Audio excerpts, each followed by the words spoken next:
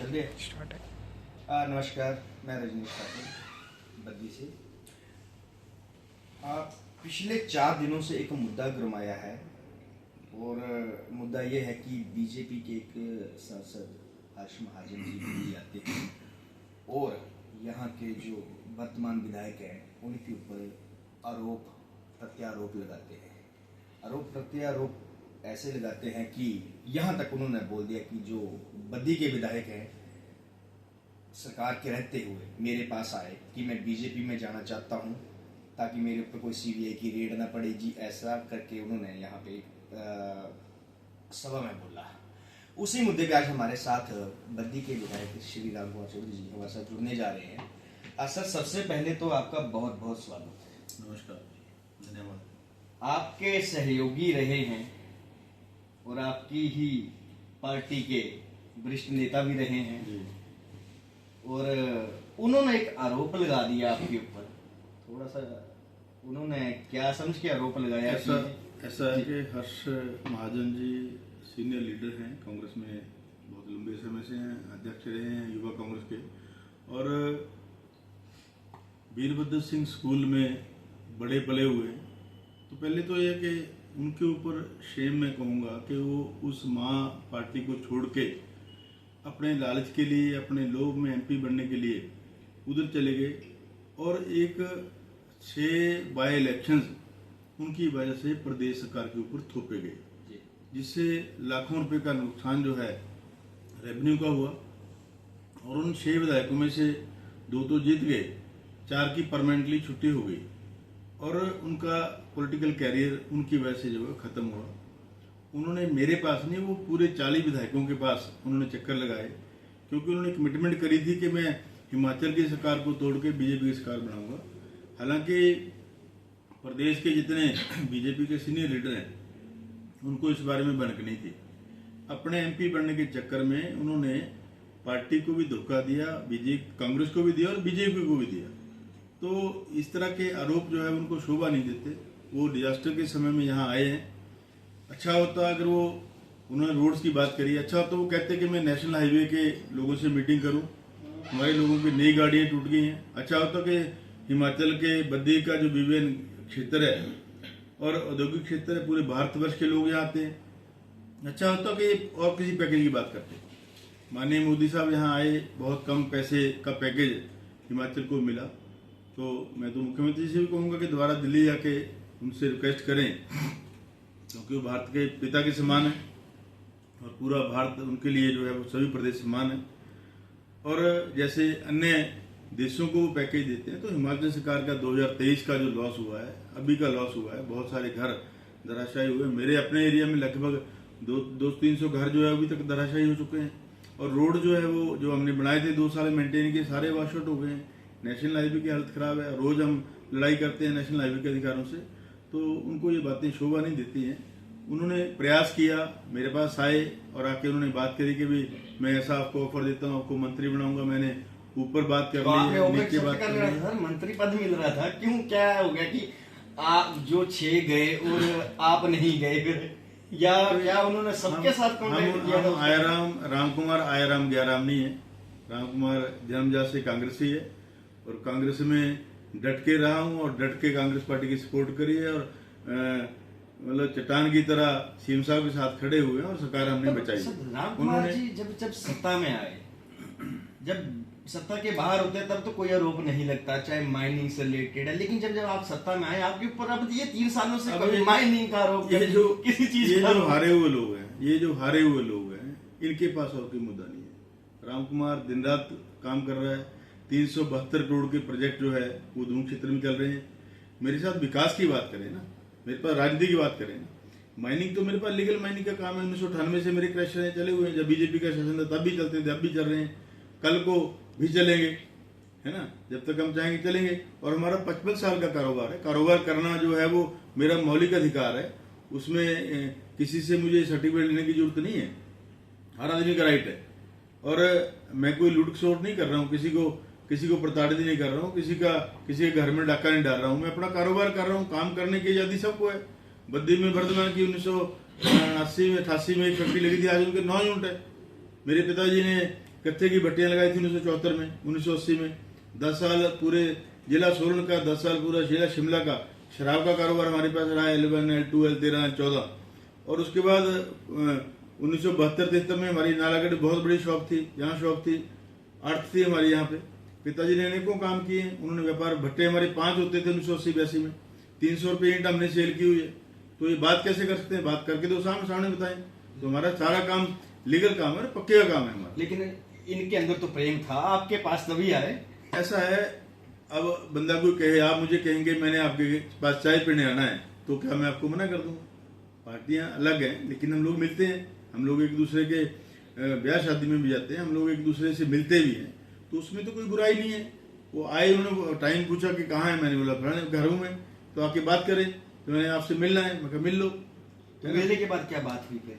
नहीं, उन्होंने ऑफर मुझे दिया, उन्होंने ऑफर दिया मंत्री पद का कि आपको मंत्री बनाएंगे, आपका चॉइस का जो है मंत्रालय हम देंगे। मैंने बात कर ली ऊपर तक, और कसम खा जाए अगर उन्होंने बात नहीं की हुई है, उन्होंने बात करी और हमने उसको मना कर दिया। कहीं ना कहीं आपने भी परसों एक सोशल मीडिया के तहत कहा था कि हर्ष महाजन सीएम के सपने देख रहे हैं, क्या ये सच है? वो सीएम के सपने बिल्कुल देख रहे हैं। भाजपा 5 गुटों में बटी हुई है, 5 गुटों में बटी हुई, पहले 4 गुट थे, एक महाजन साहब का हो गया, तो 5 गुटों में बजी भाजपा अपने अपने दाव खेल रही है। इनको लगता है कि मैं मुख्यमंत्री बन जाऊंगा।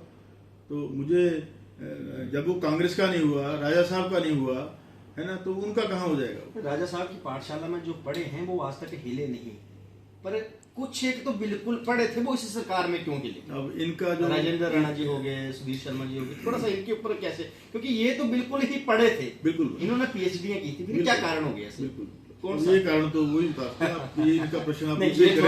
थोड़ा सा पलटवार हो गया, लेकिन थोड़ा सा आइडिया तो ये होगा। प्रश्न तो आपको उनसे करना चाहिए था परसों कि आप राजा साहब की पाठशाला में पढ़े, आप क्यों गए? सुधीर जी से करना चाहिए था, आप क्यों गए? ये प्रश्न का जवाब मैंने तो अपना बता दिया कि मेरे पास आई, मेरे पास नहीं, उन्होंने सभी 40 विधायकों को संपर्क किया। कोई ऐसा हमारा विधायक नहीं कांग्रेस का जिससे हर्ष महाजन जी ने संपर्क नहीं किया, लेकिन जो कच्चे थे वो चले गए, जो कांग्रेस पार्टी के साथ पक्के थे वो खड़े रहे, उन्होंने सरकार बचाई। 30 तो 2 विधायक जो पूर्व में विधायक आपके रहे हैं और आज वो बीजेपी में, 30 तो आज भी है कि हम कांग्रेस के पक्के सिपाही थे, लेकिन इस सरकार में हमें थोड़ा सा इग्नोर किया गया। ऐसा है क्या? ऐसा होता है, हर घर में छोटी बहुत उनका मड़की होती है। अगर उनका कोई रंज थी तो वो बात कर सकते थे। हमारे हाईकमान है, यहाँ बात नहीं होती तो हाईकमान से बात करते, उनकी बात सुनी जाती, उस चीज को ग्रीवेंस को दूर होता।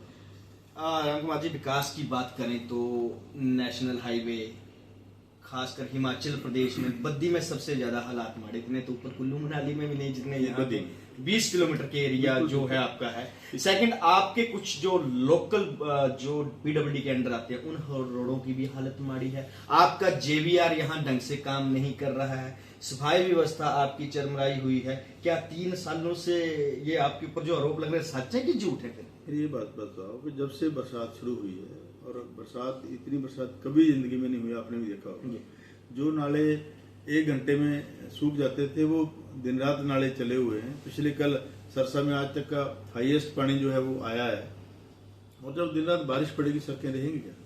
इससे पहले अगर आपको याद होगा 5 करोड़ रुपए बद्दी इंडस्ट्रियल एरिया, हमारे हाउसिंग बोर्ड्स के रोड, आप भी वहां रहते हैं, हमने कंप्लीट रोड जो है वो टायर किए थे कि नहीं किए थे? आप बताइए। उनको हमने पक्का किया। सफाई व्यवस्था हमने 1 महीना मशीन लगा के, जो बीजेपी के 5 साल का गन था वो हमने 1 महीना मशीन परमानेंट 2 मशीनें लगा के उठाया हमने। अब बरसात में व्यवस्था खराब हुई है तो उसमें तो कोई कुछ नहीं कर सकता। कहीं ना कहीं साई रोड के ऊपर भी आप जो थोड़ा सा एक प्रोजेक्ट लाए थे, कुछ लोगों को जचा भी, और मैं तो जहां तक समझा हूं जो जनता की बात है कि 80% लोग उसी प्रोजेक्ट से दुखी हो गए। ऐसा क्यों? क्या प्रोजेक्ट आपका कामयाब नहीं हुआ? उसमें नहीं, प्रोजेक्ट कामयाब नहीं हुआ। उसमें व्यापार मंडल ने मांग की थी कि यहाँ ट्रैफिक जाम रहता है, दोनों साइड से ट्रैफिक लग जाता है। उस ट्रैफिक व्यवस्था को सुधारने का केवल एक ही रास्ता था कि उसमें हम डिवाइडर लगाएं, और लाइट्स यहाँ नहीं रहती थी।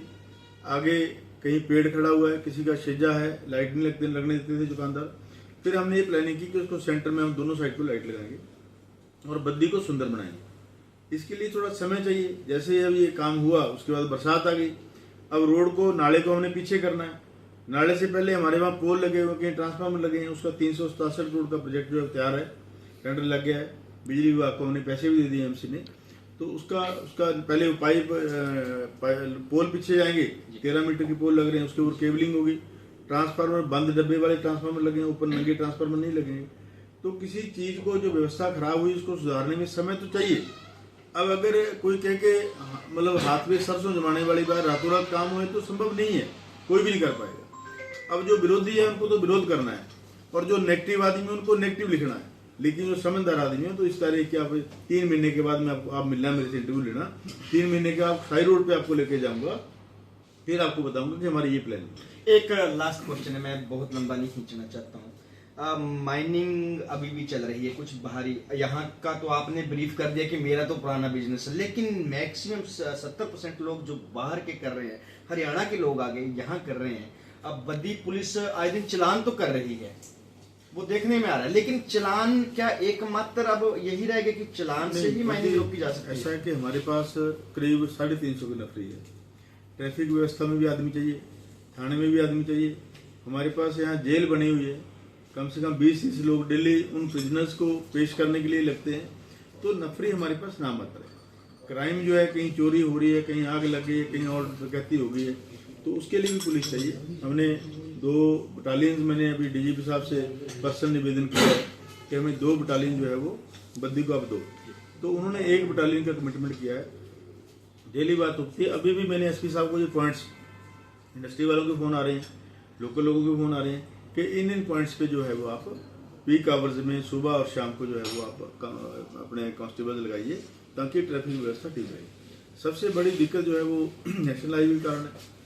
अभी मैंने बात करी नेशनल हाईवे के अधिकारियों से, प्रोजेक्ट डायरेक्टर हमारे जो शिमला में बैठते हैं उनसे हमने बात करी, तो उन्होंने 2 टेंडर इसके लगाए हैं, काम चला है बड़ी धीमी गति से, हर रोज़ लड़ाई होती है, और लोगों की गाड़ियाँ, नई गाड़ियाँ टूट गई, इसमें कोई 2 राय नहीं है। मेरी खुद की 9 नंबर गाड़ी का लगभग 1 लाख रुपये का नुकसान हो गया। और कई बेचारे ऐसे नई गाड़ी लेके आते हैं, खड्डे में चलेगी, उसका कैमर खराब हो गया, उसका जो सस्पेंशन है वो खराब हो गया। नुकसान तो लोगों का हो रहा है, पर अब मौसम साथ नहीं दे रहा था। नेशनल हाईवे वाले भी क्या करेंगे बेचारे। अब वो लुक प्लांट आज गर्म करते हैं, रात को बारिश हो गई। अब मैंने उनको कहा कि देसी जुगाड़, जो राजस्थानी जो छोटा जुगाड़ होता है, वो लेके आए, वो लेके आ गए हैं। कल से शायद अगर मौसम साफ रहा, कल हमारा टोल टैक्स इसका पैच वर्क जो है, जहाँ ज़्यादा खड्डे नहीं है वो पैच वर्क हो जाएगा, और जहाँ खड्डे हैं तो उसको भर के जो है उसको टारिंग। तो क्या इंडस्ट्री और बद्दी के लोग पैच वर्क से संतुष्ट रखने हैं आपने, कि आगे भी कुछ सोचा? नहीं, पैच वर्क तो अभी टेम्परेरी तो यही होना है, उसके बाद नेशनल हाईवे रोड बनेगा। नेशनल हाईवे का तो 536 करोड़ का द्वार टेंडर हो गया उसका, वो करेगा, वो अब मेरा काम नहीं है। फिर भी हम इसको टेकअप कर रहे हैं। हमारे स्पीकर साहब ने अभी नेशनल हाईवे अथॉरिटीज़ की मीटिंग ली है, सीएम साहब ने मीटिंग ली है, और दिल्ली भी बात कर रहे हैं, गडकरी से भी मिल के आए हैं सीएम साहब। और गडकरी ने स्वयं मैंने पढ़ा नहीं है, लोगों ने बताया कि उन्होंने स्वयं कहा कि ये हमारी नेशनल हाईवे की ये गलती है, उसके कारण इतना बड़ा नुकसान जो है। टोल टैक्स आपका यहाँ पे है जो टैक्स कट रहा है, आपने विधानसभा में मुद्दा उठाया था, इसको हम भी वहीं थे विधानसभा में, और आपने भी काफ़ी मुद्दे उठाए हैं।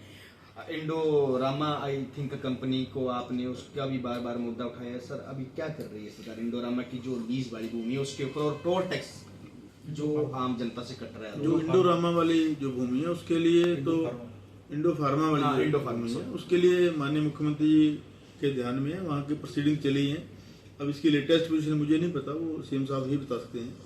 और जो दूसरा मुद्दा आपने टोल टैक्स की बात करी, नेशनल हाईवे अथॉरिटीज का के लिए एक सुप्रीम कोर्ट की जजमेंट आई है 20 तारीख को, तो उसके बिहाफ पे मैंने विधानसभा में एक प्रश्न किया, तो मैंने चिट्ठी भी हमारे डी साहब को लिखी है। डी साहब ने आगे, क्योंकि हमारे पास ये टोल टैक्स नहीं है, ये एंटी टैक्स है और स्टेट गवर्नमेंट का है, तो उसके लिए उन्होंने एक्साइज डिपार्टमेंट के डायरेक्टर साहब को लिखा है, उसमें देखते हैं क्या फैसला होता है गवर्नमेंट का। तो ये थे हमारे साथ बद्दी के विधायक राम कुमार जी, जिन्होंने हर्ष महाजन ने जो आरोप लगाए थे इनके ऊपर आके उनका बेबाकी से अपना जवाब दिया, और जो बद्दी की आम समस्याएं जो जनहित में उनको कैसे सुदृढ़ करना है, कैसे एक लोकलिटी पे काम कर रहे हैं, कैसे इन्होंने हमसे भी वायदा किया, मीडिया से वायदा कि 3 महीने के बाद आप आके देखना कि मैं बद्दी का हालात सुधार दूंगा। इन्हीं शब्दों के साथ धन्यवाद। और फिक्र हमेशा मेरे साथ रहता है।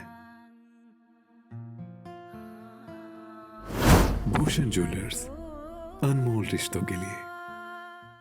कालका शिमला हाईवे पर एक ऐसी जगह जहां का खाना और स्वीट्स दोनों ही आजकल काफी वायरल हो रहे हैं। नाम है विनायकम, जहां आपको full course meals, bake delights and 70 से भी ज्यादा स्वीट्स की वैरायटीज एक ही छत के नीचे मिलती है। हमने यहाँ ट्राई किया कढ़ाई पनीर और दाल मखनी। टेस्ट बिल्कुल लाजवाब था, perfectly spiced and rich in flavours. सच में इस टेस्ट को मैं कभी भूल नहीं सकता। खाने के बाद हमने ली रसमलाई और भाई सच कहूँ तो इतनी सॉफ्ट और क्रीमी थी कि बस खाते ही मुंह से बाहर निकल गया। आप भी यहाँ की रसमलाई एक बार जरूर ट्राई करना। और जब पता चला कि यहाँ 70 से भी ज्यादा स्वीट्स की वैरायटीज मिलती हैं तो कैसे ना ट्राई करते। हर स्वीट में अलग ही स्वाद था, एकदम फ्रेश एंड फ्लेवरफुल। यहाँ इंडिया के हर कोने से कारीगर बुलाए गए हैं ताकि हर स्टेट की स्पेशलिटी आपको यहाँ मिल सके और टेस्ट में भी ऑथेंटिसिटी एंड क्वालिटी दोनों क्लियरली महसूस होती है। विनायकम स्वीट्स एंड रेस्टोरेंट आपको कालका शिमला हाईवे पर सोलन से थोड़ा आगे सोलोगड़ा में मिल जाएगा। अगर कभी शिमला जा रहे हो और कुछ अच्छा खाने का दिल करे तो इस जगह को बिल्कुल भी मिस मत करना।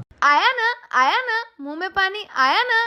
आपने मोमोज तो बहुत खाए होंगे, लेकिन वाह मोमोज के मोमोज नहीं खाए तो क्या ही खाया। टेस्ट की बात करूं तो जब मैं वीडियो बना रही थी ना तो मुंह में इतना पानी आ रहा था कि जल्दी से मोमोज मिले और मैं खाऊं। वाह मोमोज।